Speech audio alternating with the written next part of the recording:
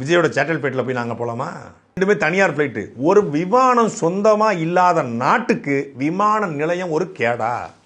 சின்ன அட கேனக்க போது இதுக்கும் விஜய் அவர்களுக்கும் என்ன சம்பந்தம்? இதனாலதான் சொல்றது இவங்க விஜய் விஜய் விஜய் விஜய்னு சொல்லி பைத்தியம் பிடிச்சிருக்காங்க. படிப்பறிவே இல்லாத தற்கூரி கூட்டம் தான் இந்த நாம் தமிழர் கூட்டம். லாஜிஸ்டிக்ஸ் அப்படின்னா என்னன்னு சொல்லி போய் படிக்க சொல்லுங்க. பேசஞ்சர்ஸ் மேட்டர் இல்ல. இங்க வந்து பரந்தூர்ல பண்ணக்கூடாது, விவசாய நிலங்களை அழிச்சு பண்ணக்கூடாது, மத்த இடத்துல பண்ணலாங்கிறது எந்த ஒரு தப்பும் கிடையாது. ஏன்னா ஏர்போர்ட்டுங்கிறது தேவை.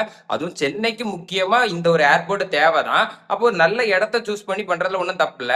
டொமஸ்டிக் ஏர்போர்ட் வேற, மத்தபடி இது கமர்ஷியலா நல்லாவே எக்கனாமியை பூஸ்ட் பண்ணும். காரணம் இங்க வந்து தர இறங்கணும்னா அவன் வந்து எக்ஸ்போர்ட் பண்ணாலும் சரி, அவன் பேசஞ்சர்ஸை டிராப் பண்ணாலும் சரி, டூரிசத்துக்கு வந்தாலும் சரி, அயல்நாட்டோட பிளைட்ஸ் வந்து இங்க இறங்கணும்னா அதுக்கு தனி வரி கட்டணும். அதுக்குன்னு சொல்லி ஒரு சர்டன் இது இருக்கு. அப்படி நல்ல ரெவன்யூ வரும். அது போக நிறைய இருக்குடா கமர்ஷியலா. அப்படி சொந்த பிளைட் இல்லாத ஊருக்கு தான் கார்கோ விமானங்களும் சரி, அதுக்கப்புறம் பேசஞ்சர்ஸ் விமானங்களும் சரி வந்து இறங்க முடியாத லெவலுக்கு வந்து அவ்வளவு டிராபிக்கா நிறைய பேர் வராங்க அப்படின்னு சொல்லி. அதனால எவ்வளவு ரெவன்யூ வரும் தெரியுமா? இது கூட உனக்கு புரியலன்னா நான் என்ன சொல்லன்னு தெரியல.